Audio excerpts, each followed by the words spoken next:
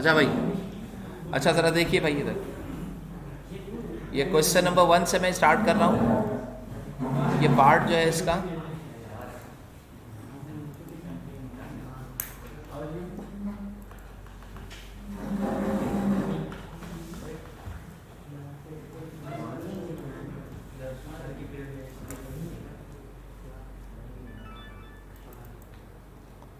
देखें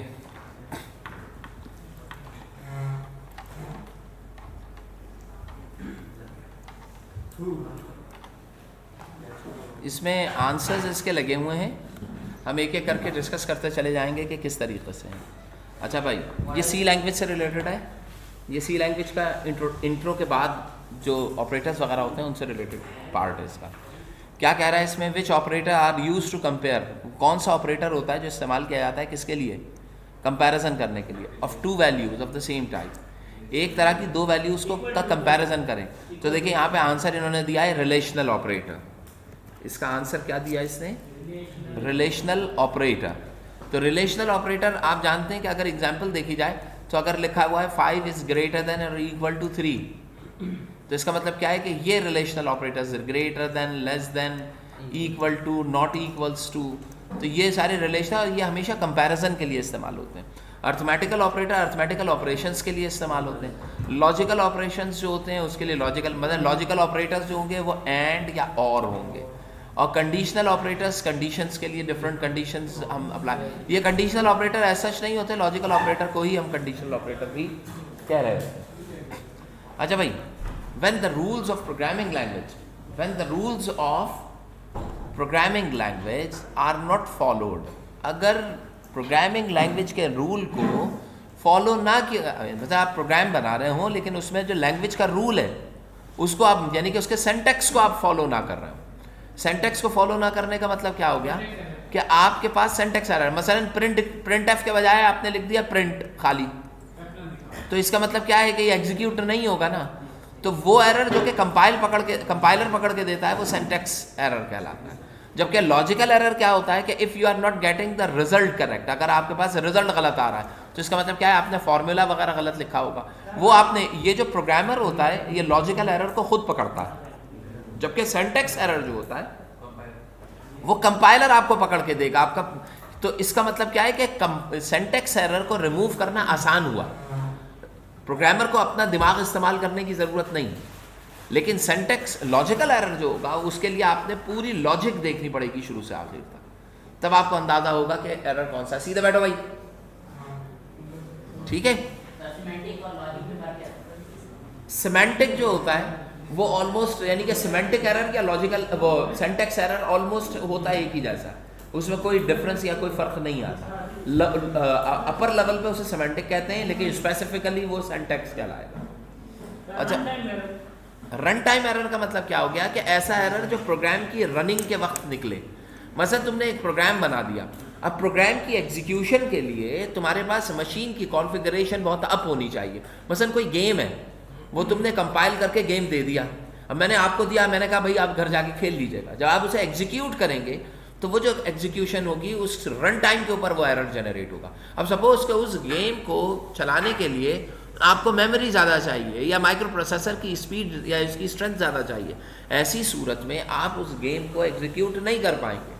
समझ रहे हैं, या तो आपकी स्पेस कम हो जाए या हार्ड डिस्क की स्पेस कम हो जाए, उस वक्त जब आपके पास एरर बिल्डअप होगा उसको हम कौन सा एरर कहेंगे, रन टाइम एरर कहेंगे, ये वाला है, ठीक है ना।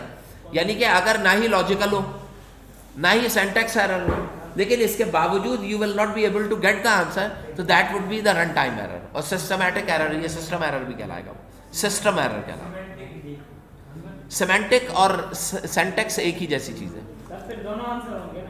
नहीं, ब्रॉडर एस्पेक्ट में सिमेंटिक आता है, उसके अंदर स्पेसिफिकली सेंटेक्स आता है, लिहाजा दोनों लिखे होंगे तो आप मार्क क्या करेंगे, सेंटेक्स को mark. Quantity use values do not change, एक ऐसी क्वांटिटी जिसकी वैल्यू चेंज ना हो। देखो वैल्यू चेंज ना होने का मतलब क्या है कि वो चीज़ क्या हुई, कांस्टेंट हुई।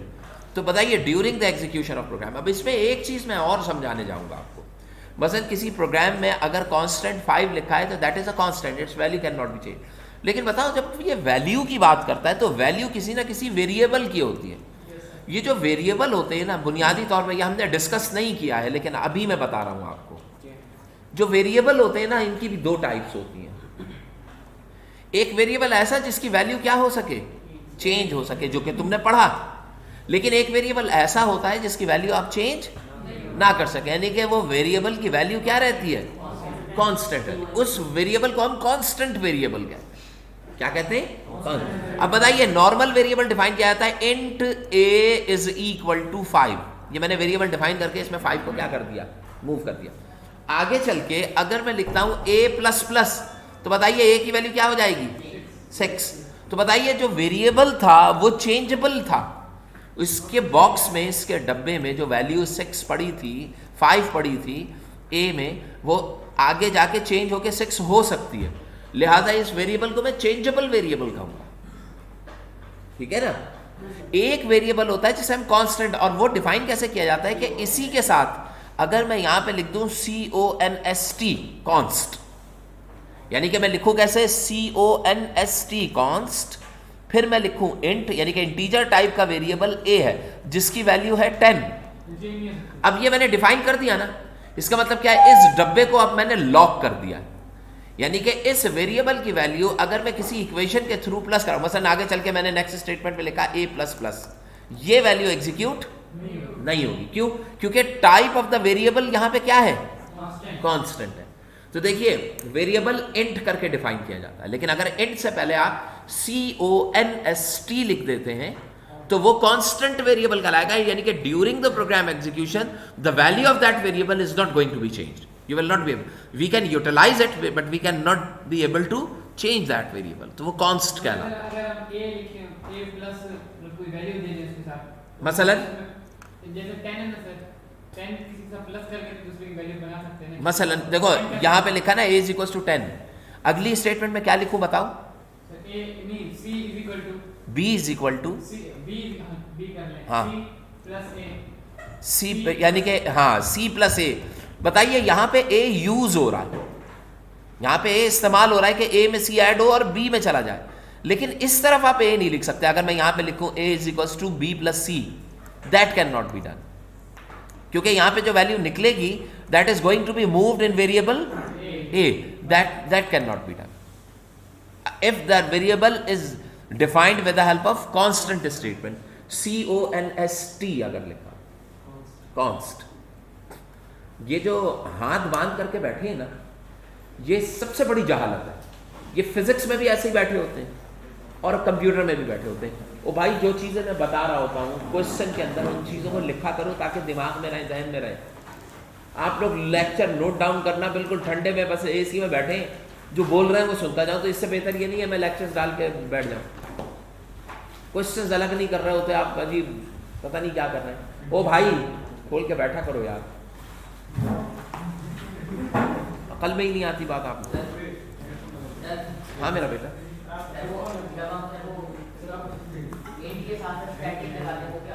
इंट के साथ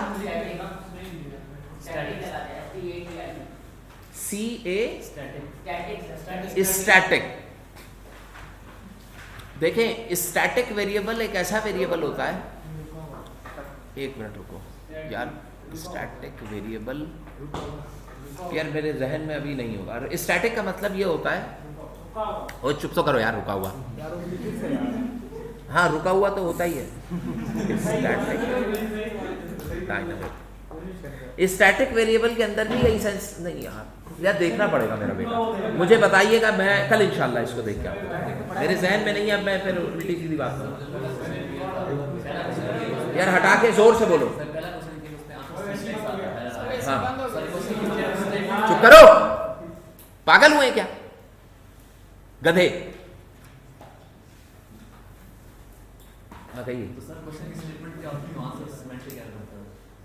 सिमेंटिक, देखो अगर semantic error basically syntax error ही कहलाता है। सिंटैक्स एरर यानी कि ये जो एरर्स होते हैं, इन एरर्स के अंदर वो एरर जो कंपाइलर पकड़ता है वो सिंटैक्स कहलाता है। उसके अंदर फर्दर ब्रांचेस हैं, उसी का वर्ड इन्होंने चेंज करके जो ब्रॉडर एस्पेक्ट है, जो अपर लेवल पे हेडिंग है, वो आती है सिमेंटिक।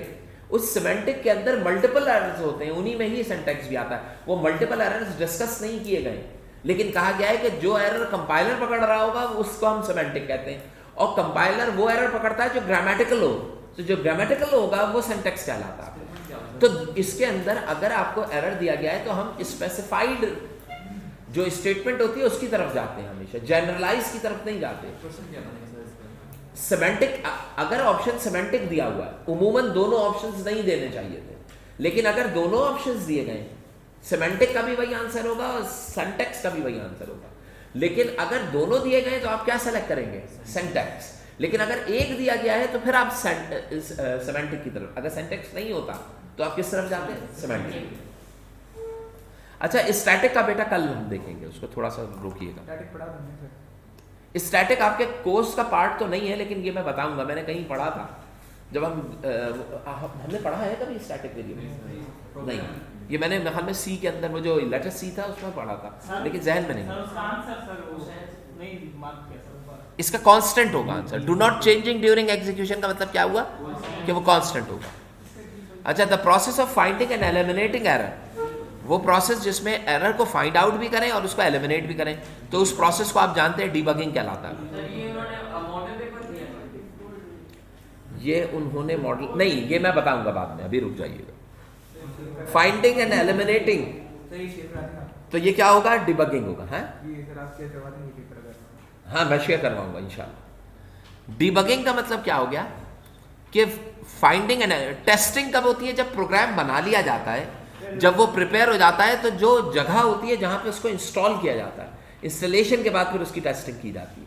ठीक है, वैसे टेस्टिंग के अंदर यही होता है, फाइंडिंग उसी में आ जाती है। मेंटेनेंस बना लेने के बाद जब आप प्रोग्राम को मेंटेन करते हैं, मसलन किसी बैंक के अंदर आपने इंस्टॉल कर दिया, देखिए डीबगिंग क्या होता है? जब प्रोग्रामर प्रोग्राम बना रहा होता है तो डीबगिंग करता है।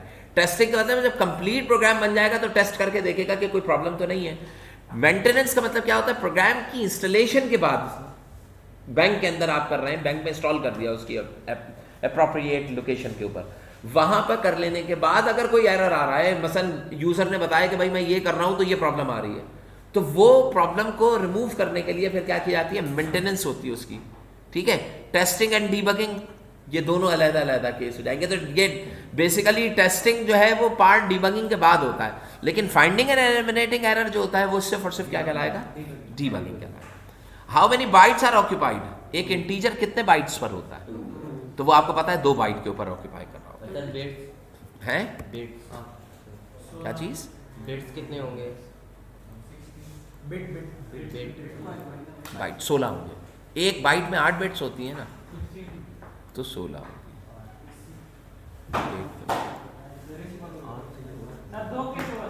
कौन सा बंद हो गया?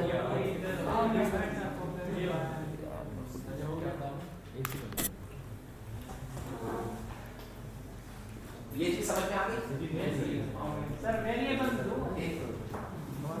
नहीं, 4 सर का माइक्रोफोन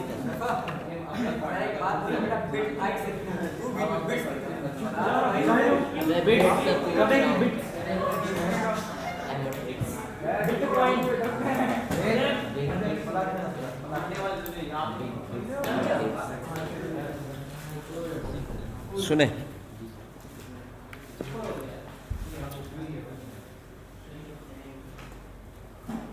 अच्छा अब देखिए भाई, ये चीज क्लियर हो गई। अच्छा, अब आप नीचे आइए। The range of integer, integer variable की रेंज याद है क्या हुआ करती थी? हाँ, यानी कि ये क्या होती थी? 32,000 से लेके प्लस 32,000 तक होती है, माइनस से लेके प्लस तक होता है। अब ये सेम नंबर नहीं होता, ये याद रखें, एक 68 होगा, एक 67, ये डिफरेंट होते हैं। अब ये 68 सेम है, 68-67 डिफरेंट तो हैं, लेकिन ये पॉजिटिव टू नेगेटिव जबकि नेगेटिव टू पॉजिटिव होती है। तो करेक्ट आंसर क्या होगा? From negative to positive. ये अच्छा, ये दे रहा है साइंड, ये जो लिख रहा है ये किसके लिए लिख रहा है? साइंड के लिए लिख रहा है। अगर ये अनसाइंड होता तो फिर ये 0 से स्टार्ट होता और फिर 32, 64 यानी कि 64,000 समथिंग लिखता फिर ये। वो जो 4 लाख के करीब जो हाँ बिल्कुल, वो क्या होता है? वो होता है 4 बाइट के ऊपर। वो किसके ऊपर होता है? 4 बाइट के ऊपर होता है। तो 2 बाइट के ऊपर ये इसके रिलेटिवली होगा, यानी कि वो फ्लोट के लिए चले जाते हैं। लॉजिकल ऑपरेटर सिंबल्स, इसका मतलब क्या हो गया? एक चीज ध्यान में रखिएगा इस सवाल के हिसाब से, क्या बताइए?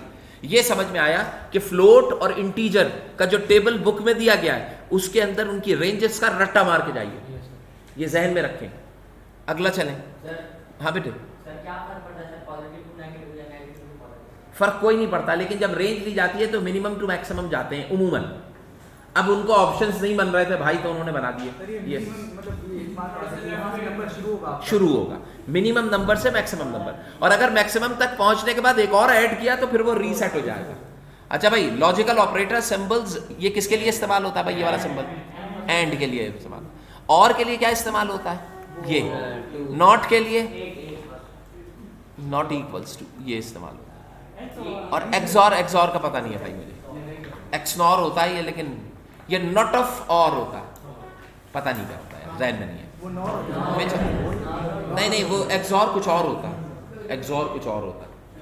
अच्छा भाई, which of the following is the logical, इसमें से कौन सा लॉजिकल ऑपरेटर है? देखें, प्लस नहीं हो सकता, एंड ये बिट वाइज ऑपरेटर है। अब ये भी नहीं हो सकता इक्वल टू, और परसेंट कौन सा होता है? नहीं, ये तो मॉड्यूलस है ना, तो अर्थमेटिकल ऑपरेटर आएगा। अब यहाँ पे ये जो दिया गया है ये लॉजिकल होगा, लेकिन देखें ये लॉजिकल के अंदर परसेंट तो 2 दफा बनाया जाता है। हाँ नहीं, ये लॉजिकल, इसमें से कौन सा लॉजिकल ऑपरेटर है बताइए? M% 2 दफा लॉजिकल कहलाता है ना, एंड बन जाता है ना ये। लेकिन आपको पता है ये जो एंड लिखा है 2 दफा, अगर ये सिंगल टाइम लिखा जाए तो इसका मतलब क्या होता है कि हम कंपैरिजन कर रहे हैं, क्या एंड ले रहे हैं हम बिट वाइज, यानी कि जो भी नंबर लिखा गया है इसके लेफ्ट साइड के ऊपर भी बिट्स है और राइट साइड के ऊपर भी बिट्स हैं, और हर बिट का दूसरी बिट के साथ एंड लिया जा रहा है। अब बताइए 0 1 का एंड क्या होगा? 0, 1 1 का क्या होगा? 1, 1 0 का क्या होगा? 0। तो बिट वाइज ऑपरेटर, यानी कि इंडिविजुअल बिट टू बिट अगर आप एंड ले रहे हैं लॉजिकल। अब प्रॉब्लम ये आएगी कि तुम कहोगे कि सर ने तो कराया नहीं है, तो ये जो है ये आगे जो कॉम्प्लेक्स प्रोग्रामिंग होती है उसमें बिट वाइज कंपैरिजन कराया जाता है। लेकिन तुम्हारे जहन में ये होना चाहिए, तुमने किया तो नहीं है बिट वाइज कंपैरिजन, लेकिन आपके जहन में होना चाहिए कि हाँ, जो नॉर्मल कंपैरिजन होती है वो डबल एंड के साथ होती है, और bit wise comparison single and के साथ। हमें करने की जरूरत नहीं, लेकिन हमें पता होना चाहिए। और के साथ भी सेम होता है, तो और के साथ भी सिंगल और, यानी कि ये वाला ऑपरेटर, ये ऑपरेटर। हाँ, जोर से बोला करो यार। हाँ, वो मैंने मना कर दिया, वो मैंने नहीं मना किया है, वो इसका फॉर्मेटिंग मैंने ख़त्म कर दिया है ताकि हम उसको डिफाइन तो कर सके, वरना तुम हाईलाइटेड देख के चिल्लाने लग जाते थे। अच्छा भाई, नेक्स्ट विच एस्केप एंड होगा इसका। विच एस्केप सीक्वेंस कौन सी होती है जो कि लाइन की टर्मिनेशन करती है? बताओ। /n होगी। ये T टैब के लिए होती है, R बिगिनिंग ऑफ लाइन, और B बैक स्पेस। तो आंसर क्या होगा? /n। बेल होगी? बी नहीं, /b बैक स्पेस के लिए, वन स्पेस बैक के लिए। अब मेरे में, लेकिन समझ गया आप लोग, देख लीजिएगा तो अंदाजा हो जाएगा। इसका मतलब, इस क्वेश्चन का मतलब जानते क्या हुआ? इसका मतलब ये हुआ कि प्रिंटिंग स्टेटमेंट में जो हम स्विचेस लगा के लिख रहे होते हैं नेक्स्ट लाइन के लिए, उससे रिलेटेड आपको तमाम सिंबल्स की वर्किंग पता होनी चाहिए कि क्या क्या हो रही है। ठीक है। Which of the following is integer constant? अब ये बताओ, अगर मैं सी लैंग्वेज में, भाई देखिए सी लैंग्वेज में इंटीजर कांस्टेंट कैसा होता है? एक तो वो नंबर्स पे कंसिस्ट करता हो, और एक तो सिंगल। उसके अंदर क्या हो सकता है? एक डेसिमल या पॉइंट हो सकता है। ठीक है। वो फ्लोट नहीं रहेगा। अच्छा हाँ, इंटीजर, सॉरी गलत बोल गया। इसके अलावा कुछ ना हो, सिर्फ नंबर्स के ऊपर हो। तो अब आप ये बताइए कि अगर किसी नंबर के शुरू में प्लस लिख दिया है तो इसका मतलब क्या इंटीजर कांस्टेंट तो रहा ही नहीं।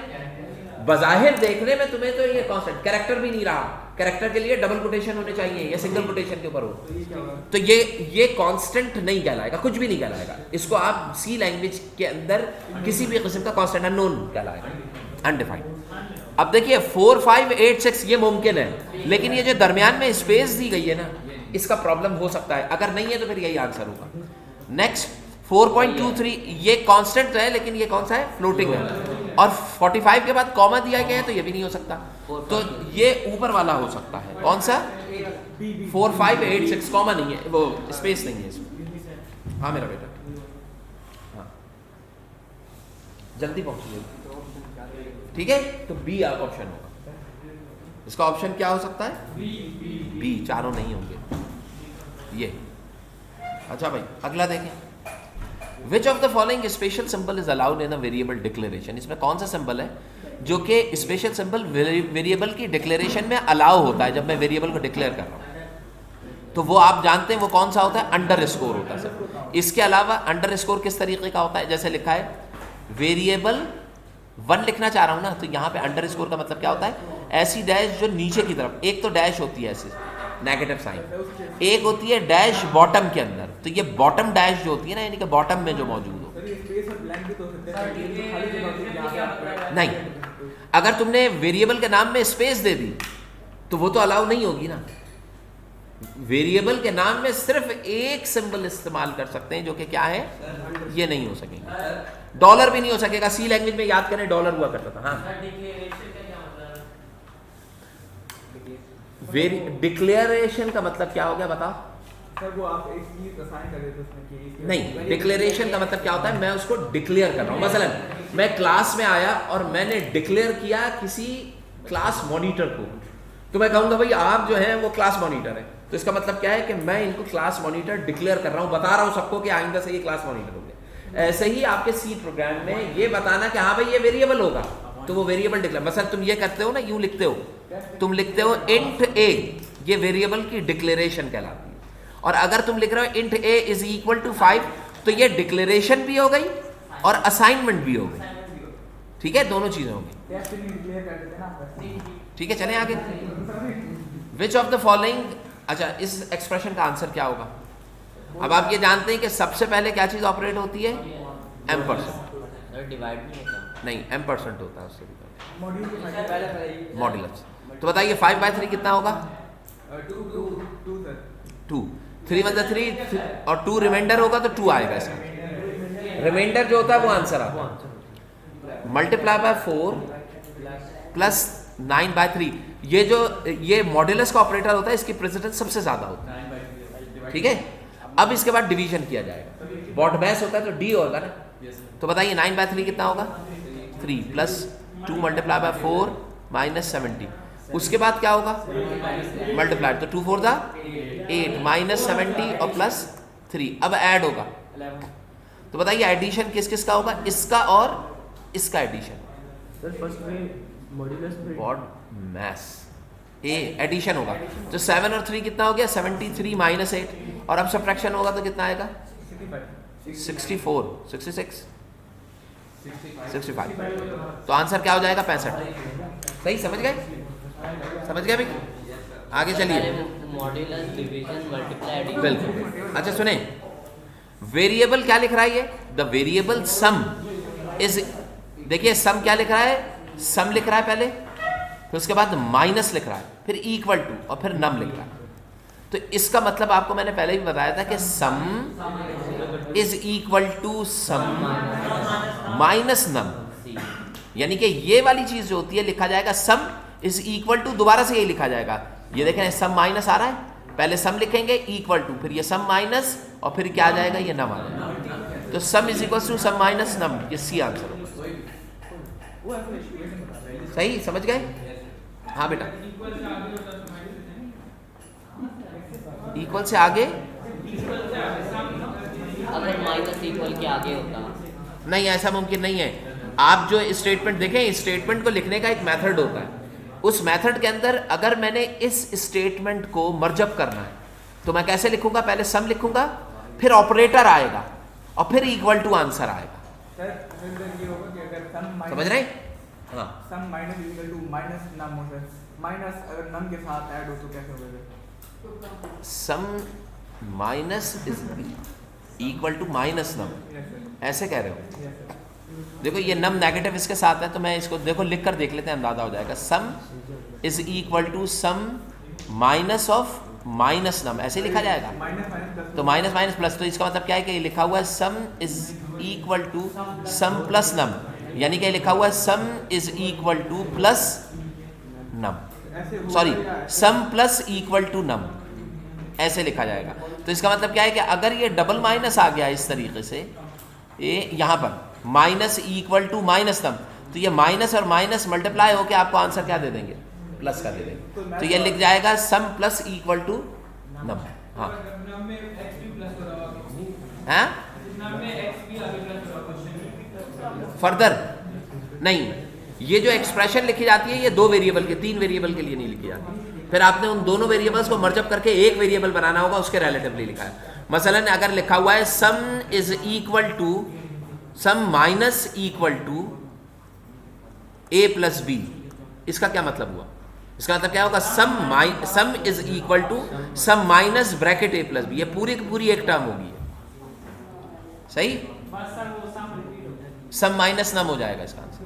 अच्छा अब आप ये देखिए, एक सुने भाई, if an integer variable a is equal to 5/2, इसकी रिटर्न वैल्यू a की क्या होगी बताओ? 2.5 आंसर आएगा, क्योंकि दोनों इंटीजर है तो रिटर्न वैल्यू क्या आएगी? 2। अच्छा a character variable can store only, एक कैरेक्टर वेरिएबल जो होता है, सर ऊपर वाले में हाँ कहिए, अगर सर वो ए फ्लोट होता तब क्या आंसर आता?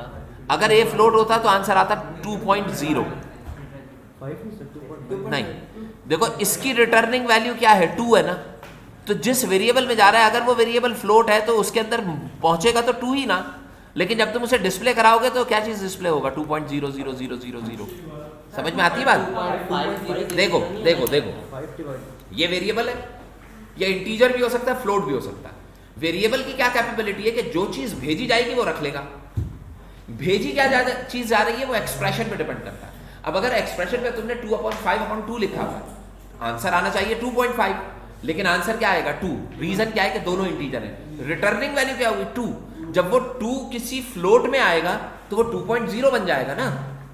लेकिन अब आप सोचें कि ये इंटीजर होता और यहाँ पे लिखा होता 5/2.0, आंसर क्या आता 2.5, लेकिन जब रिटर्न होता इंटीजर में तो 0.5 एलिमिनेट हो जाता है, इंटीजर में क्या आता खाली 2।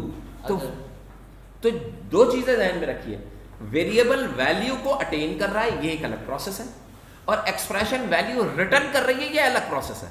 पहले रिटर्न करवाइए और फिर उसको अटेन करवाइए। दोनों फ्लोट इसके लिए दोनों फ्लोट होने चाहिए। अगर दोनों फ्लोट होंगे तो फिर 2.5 आएगी, इधर भी फ्लोट 0 नहीं लगेगा।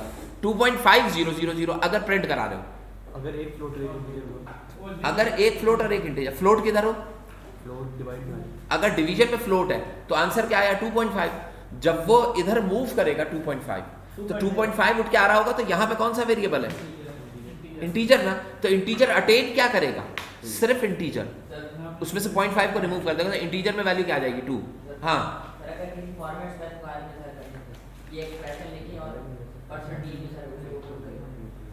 फॉर्मेट स्पेसिफायर के अंदर अगर आपने किसी इंटीजर को जबरदस्ती फ्लोट लिख दिया तो वो एरर दे देगा आपको, क्योंकि फॉर्मेट स्पेसिफायर में हो क्या रहा होता है, जो प्रिंटएफ होता है वो स्टेटमेंट एक प्रोग्रामर प्रिंट करा रहा है। अब जहां पे आपके पास टाइप कास्टिंग होती है कि भाई कोई इंटीजर वैल्यू जो है वो कैरेक्टर या कैरेक्टर इंटीजर मुमकिन है, कैरेक्टर को इंटीजर में और इंटीजर को कैरेक्टर में ट्रांसफॉर्म करना सही बात समझ में आती है, लेकिन एक फ्लोट वैल्यू कहीं पे आ रही है और उसको तुम इंटीजर में लिख रहे हो तो ये तो जहालत हुई ना। मसलन देखिए एक वेरिएबल है जिसकी वैल्यू है 65, सुने भाई मैं बहुत अहम बात बता रहा हूँ सुन लें, एक वैल्यू है बता दिएगा, एक वैल्यू है जिसका जो इंटीजर है 65, बताओ एक ही वक्त में 65 की दो वैल्यूज एग्जिस्ट करेंगी, एक 65 भी एग्जिस्ट करेगा एक a भी एग्जिस्ट करेगा, तो इन दोनों के दरमियान टाइप कास्टिंग हो सकती है। मसलन वहां पे आप a लिखें और उसको %t कर दीजिए, आप a को %t करेंगे तो क्या प्रिंट होगा 65, a को %c करेंगे तो वो भी एग्जिस्ट करती है, a प्रिंट हो जाएगा, बात समझ में आती है। लेकिन अगर आपने a में लिखा है 65 और इसको %f करके प्रिंट कराए तो बताइए क्या इंटीजर के साथ फ्लोट वैल्यू एग्जिस्ट करती है? नहीं, तो फ्लोट की जगह इंटीजर कभी प्रिंट नहीं होगा, एरर देगा, इंटीजर की जगह फ्लोट कभी प्रिंट नहीं होगा, एरर देगा। उसके लिए आपको खुद से टाइप कास्टिंग करनी पड़ेगी, यानी कि जो वेरिएबल इंटीजर है अगर आप उधर फ्लोट प्रिंट कराना चाह रहे हैं तो इस इंटीजर से पहले आपको क्या लिखना पड़ेगा फ्लोट है, ये कहलाती है फोर्सफुली टाइप कास्टिंग, यानी कि वो टाइप कास्टिंग आपने खुद से करनी पड़ेगी। लेकिन इंटीजर और कैरेक्टर इंटीजर की टाइप कास्टिंग आपको याद हो, मैंने टाइप कास्टिंग करा रहा Yes, था sir, तो point उसके अंदर मैंने एक्सप्लिसिट और इम्प्लिसिट टाइप कास्टिंग कराई। एक्सप्लिसिट और इम्प्लिसिट में क्या फर्क है? इम्प्लिसिट वो होती है जो खुद से होता है, जो मुझे करानी ना पड़े। मसलन इंटीजर टू फ्लोट और float to integer, sorry integer to character और कैरेक्टर टू इंटीजर मुझे करानी नहीं पड़ती, दोनों एग्जिस्ट करती हैं। लेकिन फ्लोट टू इंटीजर और integer to float, float to character और कैरेक्टर टू फ्लोट, ये मैंने करवानी पड़ेगी। समझ रहे हैं? उसमें कैरेक्टर से तो नहीं होती है, असल में फ्लोट टू इंटीजर और इंटीजर टू फ्लोट फोर्सफुली करानी पड़ती है आपको। अच्छा आगे चलिए भाई। Character variable can only store, एक कैरेक्टर वेरिएबल जो होता है वो सिर्फ और सिर्फ स्टोर कर सकेगा क्या? One character. Only one character, एक से ज्यादा नहीं। अच्छा वो क्या चीज होती है जो एक से ज्यादा कैरेक्टर स्टोर कर लेती है? वेरिएबल। नहीं स्ट्रिंग वेरिएबल तो सारे ही होते हैं। String constant. सर मुझे बात करनी है आपसे, बहुत अहम जी, आप बच नहीं सकेंगे। मैं अभी ना ये रिसिप्ट जो है ना अपलोड करके ये सारी हो गई ना, वो मुझे समझ में आ गई। मैं बस एक और इनवेलप है आज लेते जाने का, चलो ठीक है याद से। मैं अभी आ रहा हूँ तो। हाँ मेरा बेटा कहिए। बिल्कुल देखो, ज़बरदस्ती ऐसे है कि जब मैं कैरेक्टर की बात कर रहा हूँ तो कैरेक्टर वेरिएबल का मतलब क्या है कि ए वेरिएबल में या तो मैं सिर्फ ए स्टोर कर पाऊंगा या मैं सिर्फ बी स्टोर कर पाऊंगा। अगर मैं ए वेरिएबल में लिख देता हूँ पाकिस्तान, तो बताओ उसमें क्या स्टोर होगा? नहीं, पहले पी स्टोर होगा, पी के ऊपर क्या आ जाएगा? ए के ऊपर क्या आ जाएगा? के। तो लास्ट कैरेक्टर क्या हुआ? तो उसमें स्टोर क्या होगा? यानी कि जब तुम प्रिंट कराओगे तो उसमें स्टोर क्या होगा? सिर्फ एन। समझ में आती है बात? कैरेक्टर वेरिएबल का मतलब क्या है? Which can contain only one character, ये लैंग्वेज की स्पेसिफिकेशन। अब अगर मैं कैरेक्टर को ऐसे लिख रहा हूं तो इसका मतलब क्या है कि किसी भी वेरिएबल में ना कोई भी वर्ड स्टोर कर ही नहीं सकता। ऐसे ही समझ में आती है ना बात? कैरेक्टर वेरिएबल उसके लिए हाँ, कैरेक्टर वेरिएबल में एक ही कैरेक्टर आएगा तो कोई वर्ड स्टोर किया जा सकेगा? नहीं। उसके लिए आप अलहदा से पढ़ते हैं जिसे हम कहते हैं पॉइंटर्स। पॉइंटर्स क्या होते हैं कि इन्हीं एक नहीं मल्टीपल कैरेक्टर्स को मिला के एक पॉइंटर वेरिएबल, स्ट्रिंग वेरिएबल बनाया जाता है। वो आपके कोर्स में नहीं है।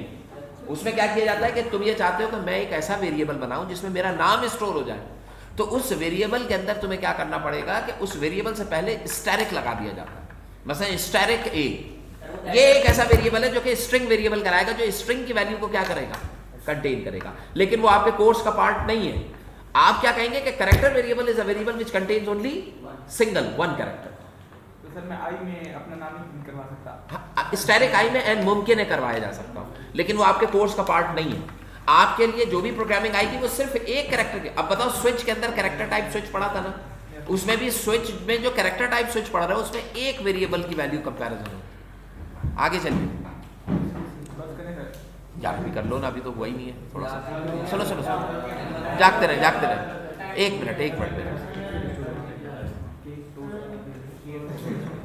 Which of the following is allowed in C arithmetical instruction के अंदर हम ब्रैकेट्स यूज करते हैं ना, लेकिन तो वो ब्रैकेट कौन से होते हैं? ये सर्कल जो मैथमेटिकल एक्सप्रेशंस होती हैं अर्थमेटिकल, मसलन a² + 2ab + b² का फॉर्मूला लिख रहे हैं तो उसमें कौन से होते हैं? Round bracket. तो यह याद रखिएगा, राउंड ब्रैकेट। जबकि ये वाले ब्रैकेट्स जो होते हैं ये बॉडी के लिए इस्तेमाल किए जाते हैं। ठीक है, फंक्शन की जो बॉडी होती है उसमें हम करली ब्रैकेट्स यूज करते हैं। अच्छा भाई, ये वाली नहीं भाई, किसकी? इधर किसकी बॉडी? प्रोग्राम यानी कि फंक्शन की बॉडी। हाँ, फिर दोनों का आंसर हो। अच्छा सुने भाई, मॉड्यूलस ऑपरेटर इज यूज, मैं थोड़ा सा जुल्म कर रहा हूँ लेकिन अभी जब नेक्स्ट क्लास आएगी ना तो हम थोड़ा सा वो लगा लेंगे। हाँ, meditation. Modulus operator is use to get क्या भाई बताओ? रिमाइंडर। ग्रेट। अच्छा और क्या है? What is the output of the following program? बताओ इसका आउटपुट क्या होगा? भाई एक इंटीजर वेरिएबल ए है, एक बी है और एक सी है। ए और बी, सुन तो लो, वॉइड का मतलब होता है फंक्शन कोई वैल्यू रिटर्न नहीं कर रहा है। अगर आप नहीं लिखेंगे तो भी वॉइड कहलाएगा। डिफॉल्ट में वॉइड होता है, लिख देते हैं तो भी ठीक है, ना लिखे। मैं जो बता रहा हूँ उसको तो सुन लो। हाँ, मेन की ब्रैकेट में भी तो वॉइड लिखते हैं सर। ब्रैकेट क्या मतलब क्या है कि ये फंक्शन कोई इनपुट यहां पर भी लिखा जाता है बाद में, लेकिन अगर आप नहीं लिखते तो कोई फर्क नहीं पड़ता। ठीक है, जागते रहे भाई। अब जरा सुने, ये क्या हुआ? b डिवाइडेड बाय a, तो c में क्या मूव होगा? 0। तो आंसर क्या होगा आपके पास? 0। मैं अभी बताऊंगा कि ये न्यूमेरिकल्स हैं, वो एमसीक्यूज हैं कहाँ के। अब फंक्शन स्कैनफ रीड्स, स्कैनफ जो है फंक्शन वो रीड करता है, यानी कि इनपुट लेता है। क्या सिंगल कैरेक्टर इनपुट लेता है? कैरेक्टर एंड स्ट्रिंग दोनों इनपुट ले सकता है। Any possible value number, any possible variable type. Any possible number. Scanf जो है वो एक नंबर, लेकिन ये पता है ये जो क्वेश्चन दिया गया है ये थोड़ा सा अपर टाइप का है। स्कैनफ इनपुट लेता है और वो इनपुट एक कैरेक्टर भी हो सकता है और एक नहीं, स्ट्रिंग नहीं, एक कैरेक्टर भी हो सकता है और एक नंबर भी हो सकता है। तो इसमें कैरेक्टर नहीं, स्ट्रिंग नहीं आएगा क्योंकि मल्टीपल कैरेक्टर से इनपुट ले ही नहीं सकता ना। क्यों नहीं ले सकता? क्योंकि अगर मैंने कैरेक्टर वेरिएबल लिया है तो मैं %c लिखूंगा ना और m%a लिखूंगा। जो c में वेरिएबल जो चीज मैं डालूंगा वो एक ही कैरेक्टर आएगा ना, क्योंकि वेरिएबल ही कैरेक्टर है, स्ट्रिंग तो नहीं लिख सकता। तो यहाँ पे इस क्वेश्चन के अंदर आप क्या लिखेंगे कि एनी पॉसिबल नंबर कह लीजिए आप, या possible number and a character करेंगे। सर वेरिएबल भी तो डी वेरिएबल टाइप नहीं हो सकती, पॉसिबल वेरिएबल टाइप नहीं हो सकेगी। भाई जो इनपुट ले रहा है वो या तो input any possible variable type, एक सेकंड कंट्रोल, एक सेकंड, सी एनी पॉसिबल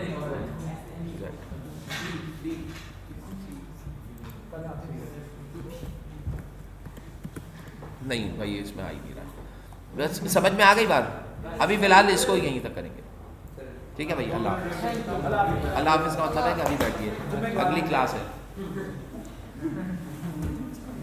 अच्छा मैं ये बता रहा था कि ये जो न्यूमेरिकल्स हैं ये आए कहाँ से। अब ज़रा सुनिएगा कि मैं क्या कह रहा हूँ।